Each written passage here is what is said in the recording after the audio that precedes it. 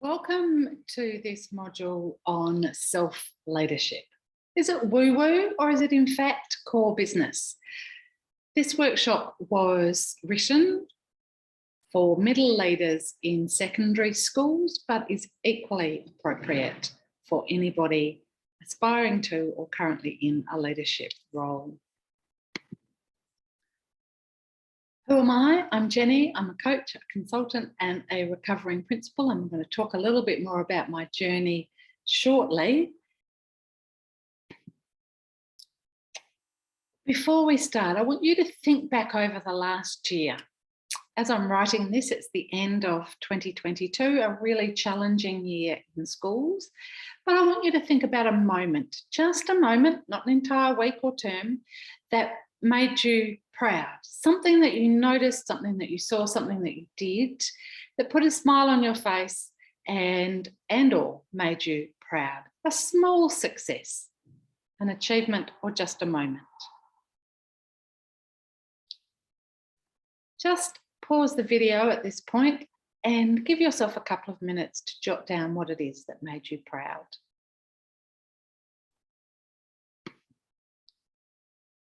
Welcome back.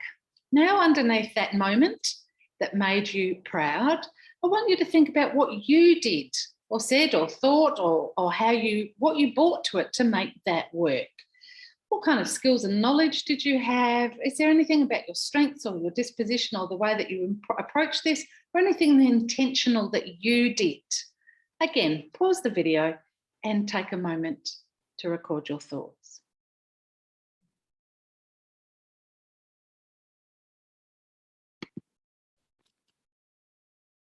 Welcome back.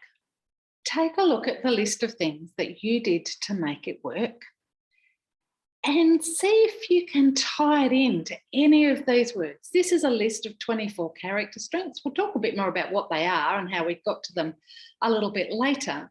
But was there something on your list? Did you have a real breakthrough with a staff member, and did that have something to do with the fact that you gave them honest feedback? Or did you do something with great enthusiasm and zest? Or maybe you just had prudence, which you were very careful about what you did and very methodical and careful about how you did it.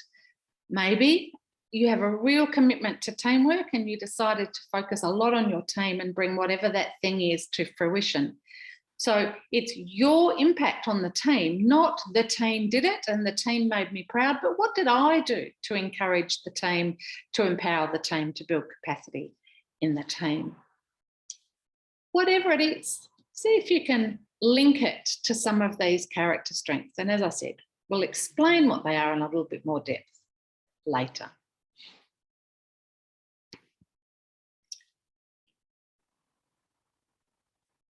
Self-awareness is not selfish. It is not woo-woo. It is not something that we do outside of work. It is not sitting on a mountaintop and staring into our navel. It's not yoga, or although it could be, and it's not just self-help.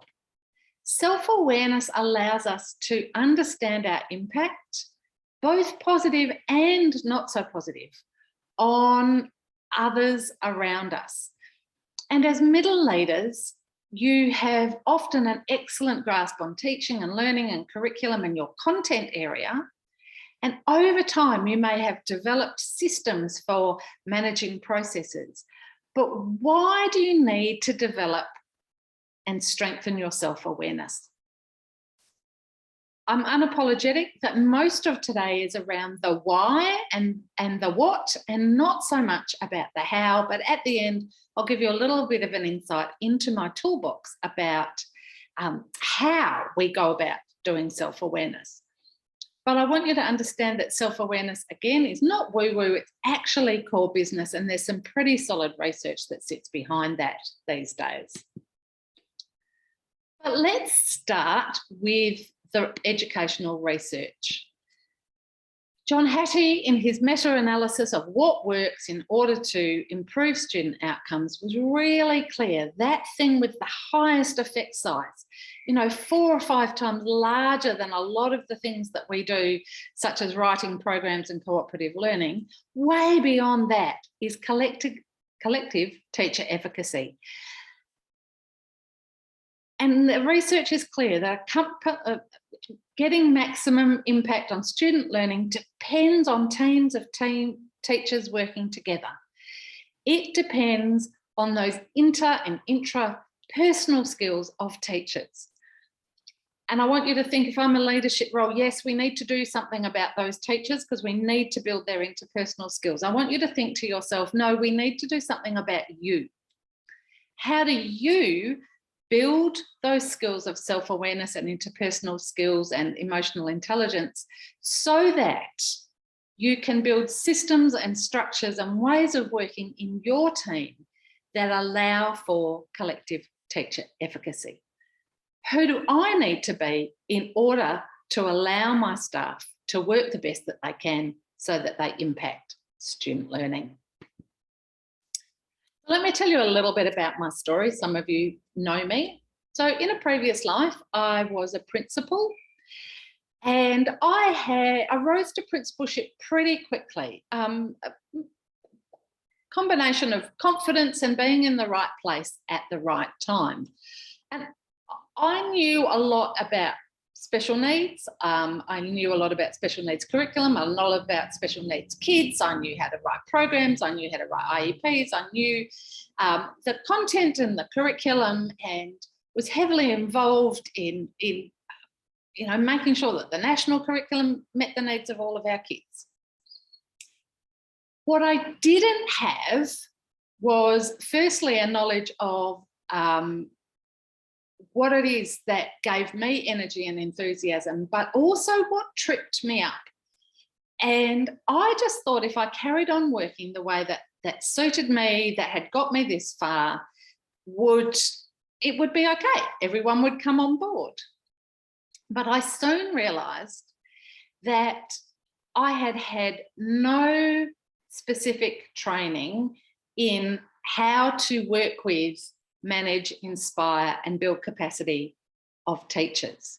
I knew, as I said, a lot about teaching and learning, a lot about curriculum, a lot about kids with special needs. That was my background, but almost nothing about how to bring other people on the journey with me. Long story short, I got overwhelmed and burnout because I was trying as hard as I could and nothing seemed to be working. And a couple of things I learnt after I left education was that you cannot change other people, you can only change yourself.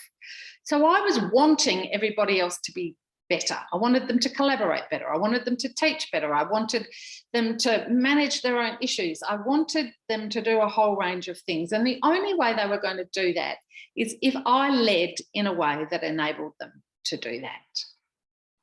So in the past decade, I have spent a lot of time looking at what successful leaders do and what keeps people well, happy, engaged, and motivated, and how those two things work together. The other thing that is useful to know is that in the last sort of 8 years of my principalship, I was heavily involved in the Government Schools Leadership Centre, which has evolved to be the Institute for Professional Learning and now the Leadership Institute. But we'd spent a lot of time trying to work out what good leaders needed to have in order to lead appropriately. And that was very much back in the era of leaders just needed management skills. You know, if you could manage the main roads department, then you could manage a school, because it was exactly the same, budgets and people and so forth. And I argued pretty hard that they weren't necessarily the skills that leaders needed. Or in fact, they were skills, but there was a whole other story about the attributes and characteristics. And I said that, and not on my own, myself and others talked about the fact that leaders needed a range of capabilities and characteristics around leading teams, about motivating people, about giving feedback, about having hard conversations and setting directions. And they required you needed to understand what they were, but then there was some skills that sat behind them.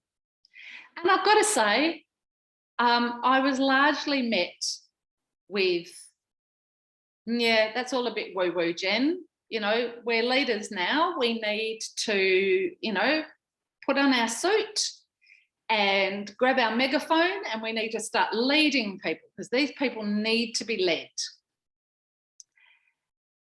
And so I sort of shelved that idea. And then when I left the department, I became curious about why it is that I failed and other people seem to maintain their resilience. And the world changed a little bit.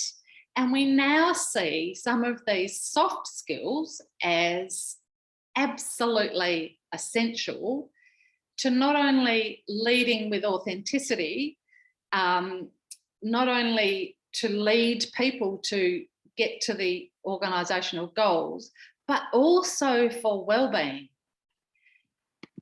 And so I came across the work of Brené Brown. Many of you will have heard about her now, but she was relatively new when I read her book, Gifts of Imperfection. And then she put out a very popular TED Talk.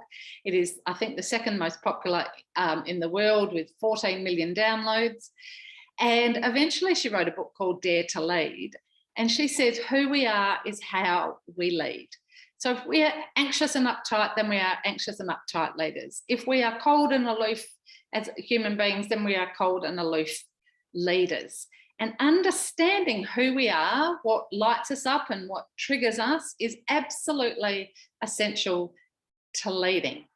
And also understanding the people around us, who they are and how they work. And when I dug a little bit deeper, I realised that some leadership and management experts had actually been talking around this for a long time. They just called it words that we weren't quite familiar with in education. Things like emotional intelligence, you know, the work of Daniel Goleman, and even the habits of highly effective leaders by Covey, you know, the ability to listen and to seek first to understand. They were starting to talk about those non-technical skills that good leaders need.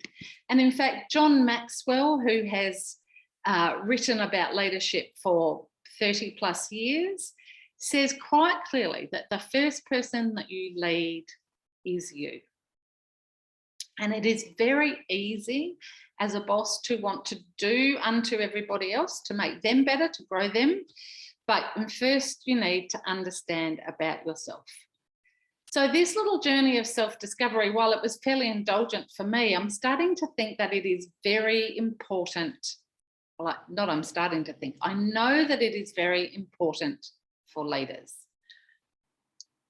This presentation is not necessarily about the how, instead it's about the what and the why. I can certainly talk to you about the how, and I'm going to show you a couple of tools in my toolbox later on. But this is about the why this is important and the what it might look like. And we're going to talk first around the notion about what kind of leaders do we want running our schools. And this was the question for inquiry that was given to Peter Hamilton by the Director General of Schools back in around 2016. And if you're not familiar, Peter Hamilton was in the Department of Education in WA for some time, a very clever man. And he retired, but he used to consult back to the department. And he was asked to write a bit of a white paper on what is it that leaders needed, the attributes of good school leaders. And this was the question he was given. What kind of leaders do we want running our schools? And as the result of his in-depth research and very clear thinking, he came up with, well, he didn't come up with this. The research is clear that there is a small handful of personal traits that explain a high proportion of the variation in leadership success. This was Leithwood. But Peter Hamilton ended up writing something called the attributes of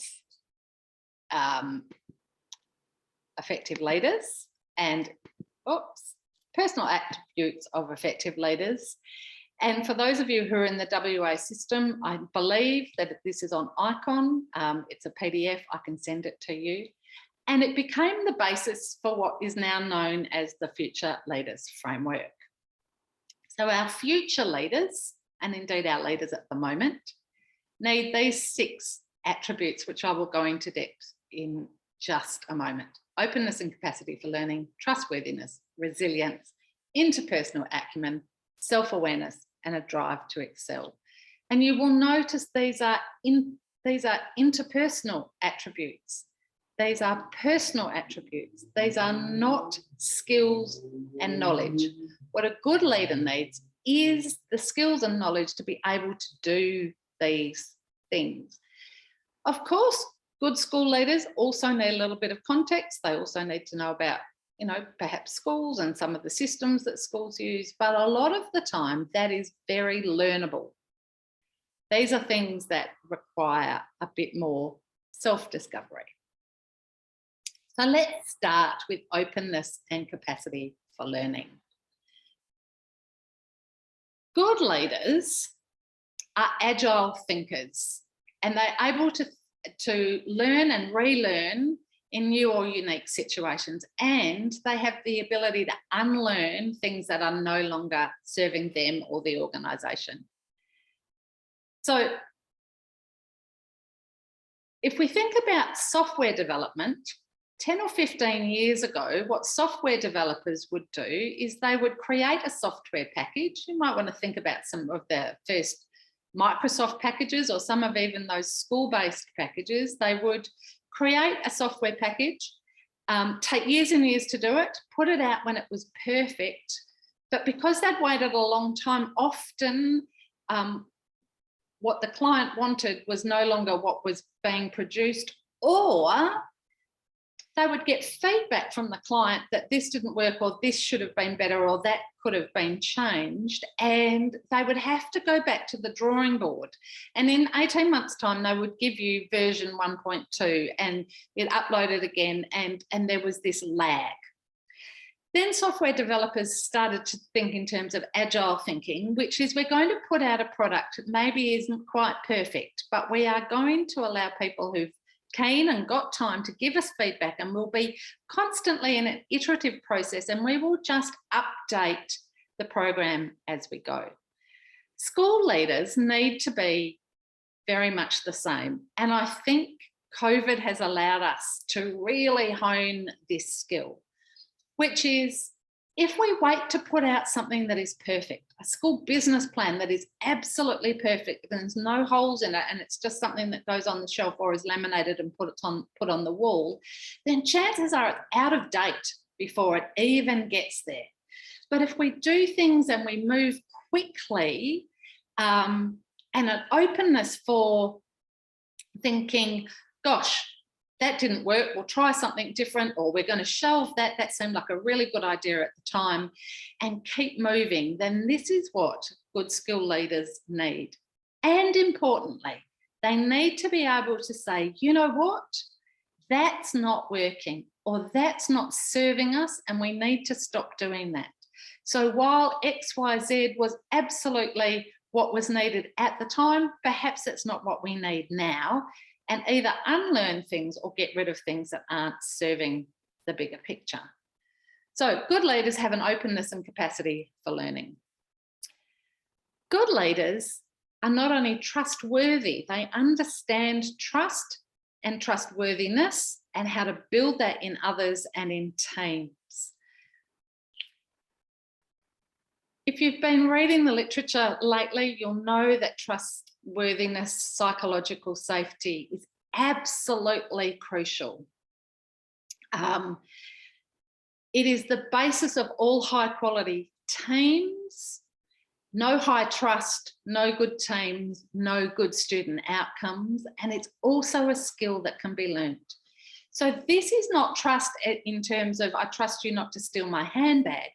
This is how do we have the systems and the mindsets in place that allow us to have open, honest, vulnerable conversations, to say that we don't understand. How do we build trust in our teams? Not through high ropes courses and trust building exercises, but what are the things that we know build trust and add to trust in an organisation? And what are those sorts of things that erode trust, even if it's really slowly? So high trust leaders have trustworthiness. They have ethics. They have, they're consistent, they're reliable, they're congruent. There are a whole range of things, and understanding how to build those skills is something that you can learn, but you need to be aware that you have to build them. And so just a quick example, the lowest trust behaviour that anyone can have in an organisation is gossip. And so if you're a leader and you happen to have a little bit of a quip about somebody else in your team who's not there at the time to a team member, so you have a bit of a dig at Brian about how late he is with his reports, but you do it with a colleague, not only does Brian not trust you because you're gossiping about him, but the person you're gossiping to also doesn't trust you, because they don't trust that you're not going to walk away and gossip about them to somebody else. So trustworthiness, critical skill for leaders to understand in themselves, but also understand the skills of how to build that in a team. Learnable and doable, you just need to be aware. Resilience. Now, this is more than just well-being, but in this environment and this climate, resilience is really important. Resilience describes a leader who can bounce back after failure and shows persistence and courage in the face of challenges. This is what Angela Duckworth, the researcher, would call grit, passion and perseverance towards very long-term goals. The ability to stick it in for the big picture. So we're not talking about just hitting this year's targets, but what is it that we're heading towards long-term, and what do we need to do and who do we need to be in order to have that resilience towards those long-term goals? So resilience is very much about well-being, but resilient people have passion and perseverance towards very long-term goals. Interpersonal acumen. You might want to think about this as emotional intelligence, the ability to act in and interact with a whole variety of people, particularly people who aren't like you, or people who are like you, and perhaps making sure that we're not marginalising people who aren't. So interpersonal acumen, emotional intelligence, making sure we're getting the best out of people around us, but also making sure that we're getting the best out of ourselves. So this is the extent to which you can act and interact appropriately with people from diverse backgrounds, diverse thoughts, understand their goals, to be empathetic, also understand and see their strengths, and leverage all of that to build confidence. So emotional intelligence is understanding our moods, emotions, and motive. What kind of mood am I in? What's the emotion that I'm feeling? And what's my motive here? So let me use a really simple example. You've had a really, really, really busy day, and you didn't sleep last night because your baby was crying, and look, you're a little bit frazzled. And you get an email from a parent blaming you for not doing something efficiently. A person with high emotional intelligence says, what kind of mood am I in? You know, I'm a little bit annoyed. What's the emotion that I'm feeling? Frustrated and overwhelmed. And what's my motive if I responded here? Am I going to blame the parent? Am I going to shame them? Am I going to try and prove that the school has done what they need to do? Someone with high emotional intelligence understands all of that. And they say, okay, I didn't sleep. I've not had enough water today. I missed my lunch. This is not a good time to act or interact with that parent. And so they might respond with, "Dear Mrs. Brown, thank you so much for your email. I'm not able to answer it at the moment, but I will do so before 10 o'clock tomorrow morning." That's a response rather than a reaction. Whereas somebody with low emotional intelligence might fire back an email that says, "We have done this and we did do that. And if only you knew, and if you'd read the note in someone," and it's a reaction rather than a response. But people with good interpersonal acumen also understand how to get the best out of other people. So who am I? Who are they? And how do we get the best out of the people around us? Self-awareness, all of this is around self-awareness, but a good leader is able to understand and articulate what their strengths and limitations are. So a good leader would say things like, "I absolutely love good ideas, but I'm not so good at detail. So if I stuff up the detail, can you let me know? Or can you just make sure you check my dates so that things don't go out to parents with the wrong details on them?" A good leader also reflects on their behaviour and says, "That was a really great interaction. That was an awesome staff meeting. I wonder what I did to make that happen." Or how did we create the environment where that was able to occur? Or that was a really staff meeting.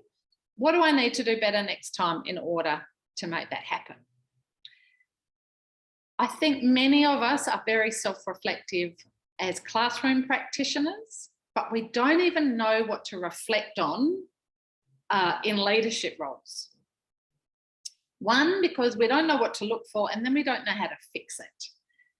A good leader also takes responsibilities for their actions. They own up, they fess up, they promise to do better next time, and they try as hard as they can to make sure they don't. The lowest trust behaviour is, people won't trust you if you know and they know you've made a mistake, but you haven't owned it. So good leaders own not only the successes, but the failures, and take responsibility for doing something better next time. And they're just motivated to improve. A couple of times lately, I have heard in team meetings, I've heard people who were late in their career shrug their shoulders and go, "Well, that's just who I am, take it or leave it." And I understand that, it's a little bit harder to change as you get older. But we do need to change and evolve, because that kind of response has a real impact on staff that you don't even realise. I'll give you another example. We were in an executive team meeting. We were talking about something else. We were actually, and the subject of emails came up. And someone jokingly said, "Oh, Fred never answers the email. When I send him one, it just goes into a void." And this is from members of the own exec team. He goes, "No, I don't see the need to it. You sent it to me, I got it, that's good." To which the other people in the team said, "But I never know if it's arrived, if you've seen it, if you agree with it. So then I have to follow up with, what did you think? Do you agree with it?" and so forth. Fred had no self-awareness that his lack of a quick response, "Got it, thanks, I'm onto it, you'll have it by Friday," or whatever the response is, was having such a negative impact on his team, or the people who worked alongside him. And he had no idea that they were wasting mental energy trying to guess whether or not he had got their email. And just by knowing that, the following week he started to respond, and I got an email myself from a member of the team saying, "I'm now getting a response from Fred. It's fantastic." So motivation to change, regardless of how old you are and how brilliant you are, there's always something that we can become more self-aware about. And lastly is a drive to excel. Good leaders are motivated by difficult assignments. They set challenging and personal goals for themselves and for the organisation, and they're resourceful about how they go about it. So there's a tool that is used very widely in leadership called LSI. It's a feedback tool. And they say that all leaders need an achievement focus, an understanding of yourself, and the ability to work with others to get the job done. But we don't know what the job is if you don't set goals and have the willingness to achieve them. So not only is this important for leadership, the research around well-being is really clear that those people who are happiest and most satisfied with their job set goals and have multiple ways of getting there. It's called hope theory. It's one of my favourites. There are high hopers and low hopers, not no hopers. And high hope people are very clear about where they are going, where their place in it is, and they have multiple pathways to get there in case one is thwarted. So I've done a lot of talking. Now I want you to do some thinking. At work, I want you to think about what lights your fire, what gives you energy, what do you love to do? Both tasks and the sorts of things. You know, I'm personally really inspired by ideas. I love a good idea. That lights my fire. But maybe you like a good Excel spreadsheet. Maybe you just want to talk about a scenario that you love. And what pushes your buttons? What's something that really triggers you into being less than the best version of yourself? Have just a couple of seconds to write down or to think about the scenarios that lift you up and those that drag you down. And if you're in a group with your partner, so in twos, talk about when you are your best self. So when your fire is lit, and those situations that trigger you. If you're watching this online, push pause now and come back to us.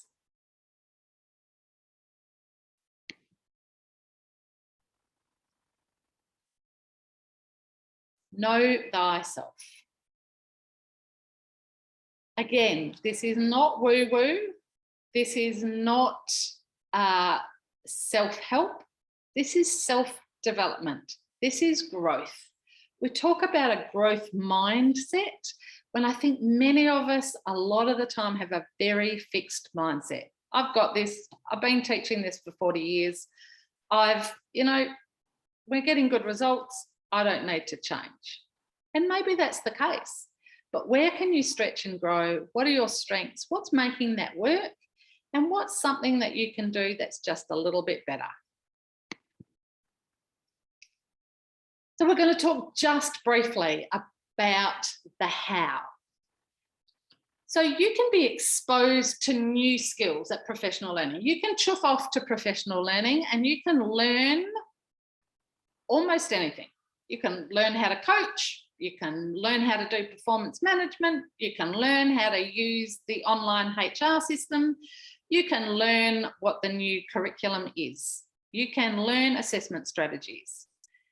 But in order to do this, know thyself, you have to do the internal work. So this is a little bit like golf. You can read about golf. You can watch golf on the telly. You can buy yourself some golf clubs.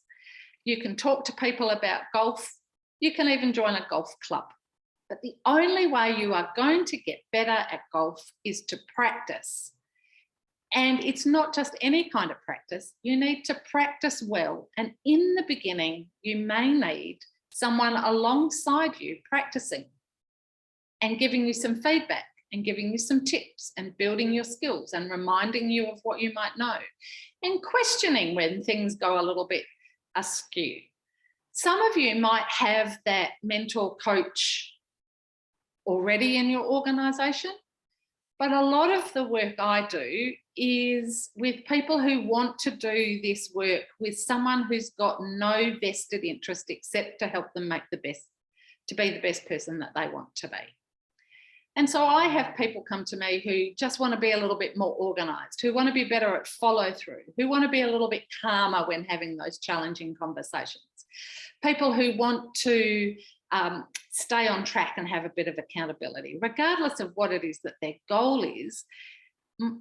People just want to be the best version of themselves. And my job is to assume that they have the skills and knowledge.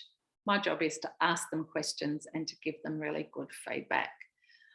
So I'm going to share with you some of the tools I have in my toolbox. They're open and available for people to use.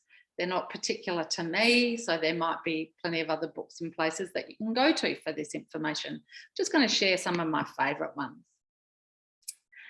So these are some of the things in my toolkit. This is where I start. This is not how I keep going.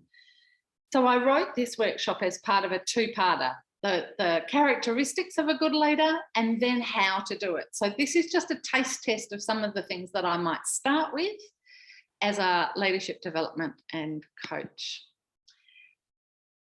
And when I'm getting to know my new coaching clients or my new staff, or if you're doing this on your own, getting to know yourself, it's about what motivates you, what gives you energy, what makes you get up in the morning. And I think most of you will find that it kind of flows this way. Our needs, what it is that we need in our life, drive our values, and our values drive our behaviour. I can't see what you need and I can't see what you value, but I can see your behaviour. So let me give you a little example. If you really need, if you've got a real need for detail, you're going to value a classroom that is well structured and well organised. You're probably going to have very detailed lesson plans. You're going to have lovely spreadsheets that collect information. And when I walk past your classroom or your office, I'm going to notice things that are very orderly, set up, colour-coded. Your needs drive your values, and what I can see is orderly organisation. Whereas if you've got a need for creativity, you might value spontaneity. Your planning might be a little looser, allowing for, in the moment learning. You might have a rough idea about where you're going, but you might really love it when kids direct their own learning, and you might value a slightly more noisy, spontaneous approach to classrooms. And I'm going to notice that if I walk past your classroom or even your office, there might be a little bit more noise, a bit more activity. There might be people collaborating and working together. Nothing is right or wrong. That's just our needs driving our values, driving our behaviour. So let's dig deep just for a moment about values. If you're watching this online, download the list of values that is attached, and you might even want to check out my values workshop, which is a standalone workshop that you can do if you're really interested in this and dig in. But otherwise, just download the one pager and circle your top 10 values, anything on that sheet that feels like it might be in the list of your top 10 values. Just scan, don't overthink this. Push stop and come back to me when you've done that. Now I want you to cross out at least 3. I want you to cross out anything that is aspirational. So I really want to be persistent. No. What are you? What actually drives you? What is something that you value in yourself and in the work that you do, not necessarily what you value in others. These are your core values, the things that drive and motivate you. And then if you can, get rid of a couple more so that you're left with no more than 5, 2 to 5.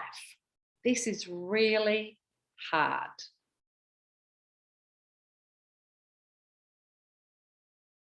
Brené Brown suggests that you should have no more than 2 core values. She says that all the others would tend to fall under one of those 2 core values. I find this really challenging. I have 2 core ones myself and then another couple that kind of float in and out. But my core values are freedom and flexibility, the freedom to have new ideas, the flexibility to do things a little bit differently.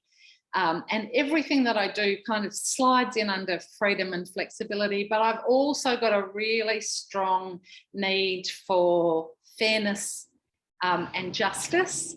So I like that to be on my list too. Core values. Our core values sit at the heart of everything we do, whether we are aware of it or not. They are the lens and the filter through which we make our decisions. And as we said earlier, our needs drive our values, drive our behaviour.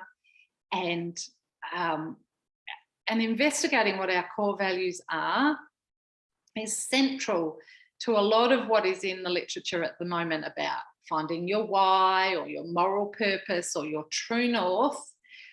It always starts with values.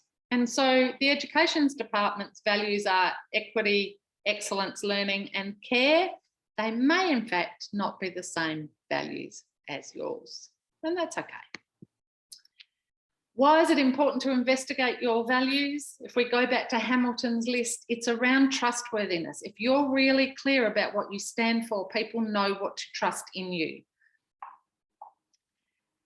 It helps your interpersonal acumen. So if you are triggered, if something doesn't feel fair to me, I will often get a little bit upset, and that helps me understand what's going on for me so that I can work with somebody else. It helps me articulate some things, but it also helps me understand why I've got riled up about something. And that, again, is that self-awareness.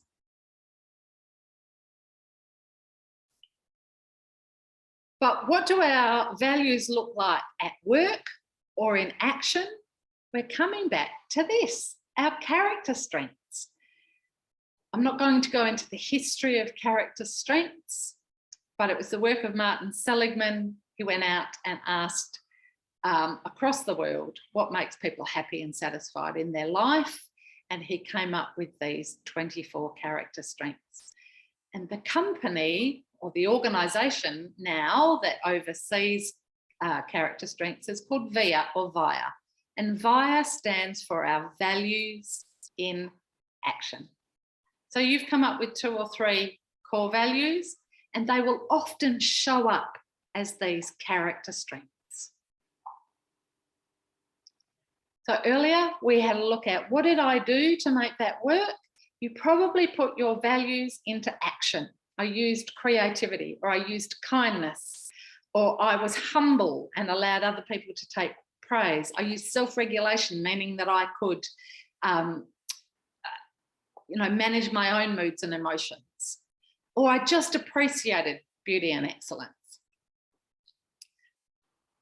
So just really quickly, skills are things that we can do. We can learn them and do them, you can tick them off. Talent strengths are things that we can do well.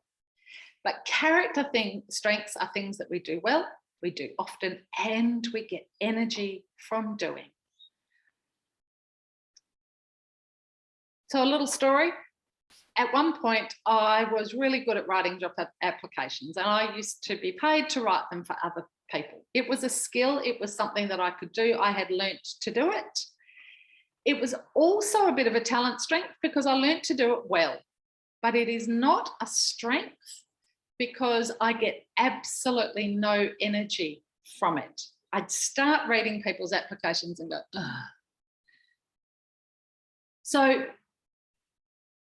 VIA, values in actions, you can log on to via.character.org if you haven't already and get a printout of your character strengths ranked from 1 to 24. Why is this important? It's because people who are consistently using their top strengths feel more confident and engaged in their work.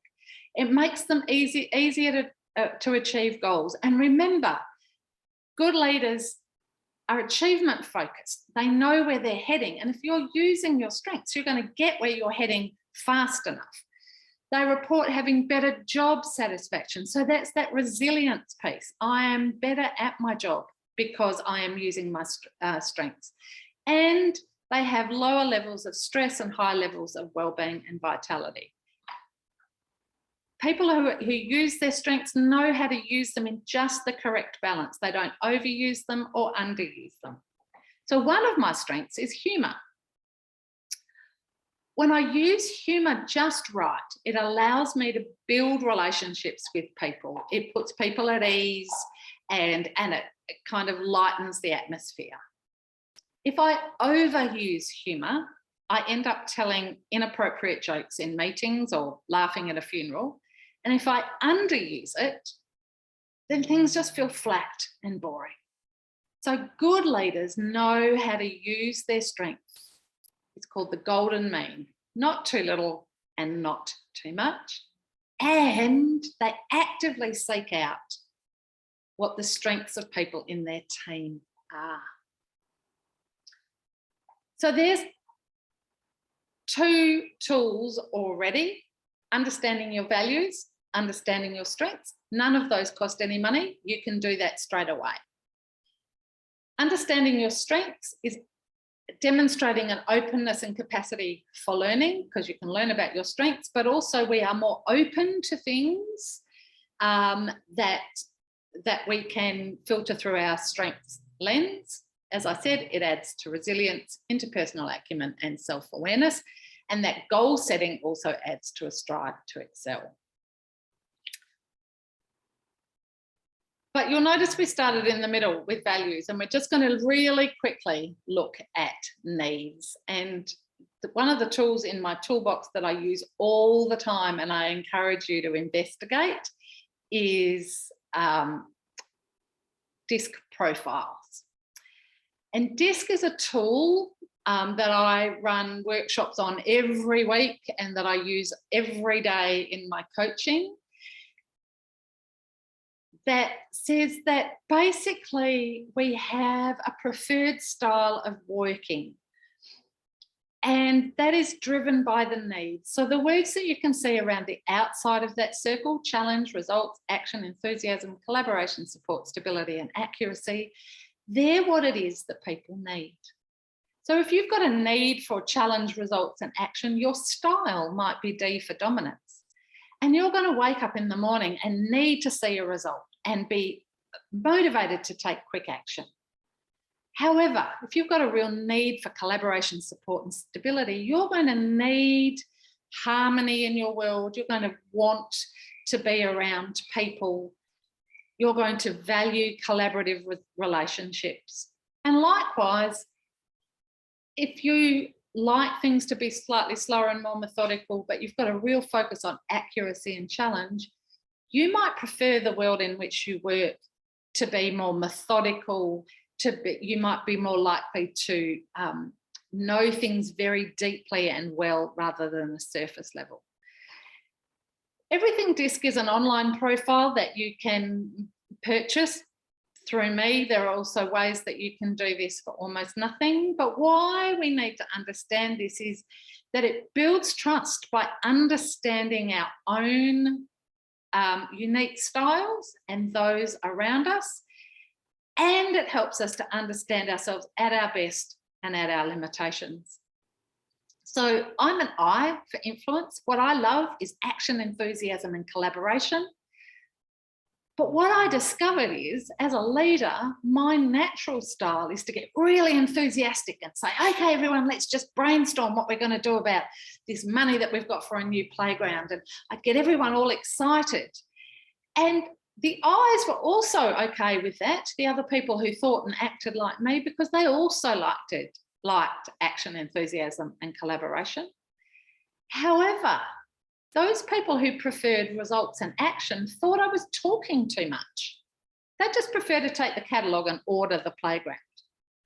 The people who like accuracy and stability and a challenge, they were like, I don't want to brainstorm. I need a few more facts. Where are we going to put this playground?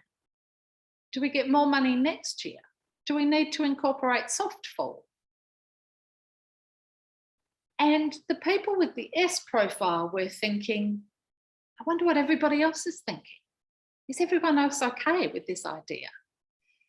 So DISC is a tool where you can understand what motivates you, but also what motivates other people. Absolutely key to leadership. This is this interpersonal acumen. Who do I need to be in order to get the best out of the people on my staff? And how can we join everybody's styles together to have high-performing teams?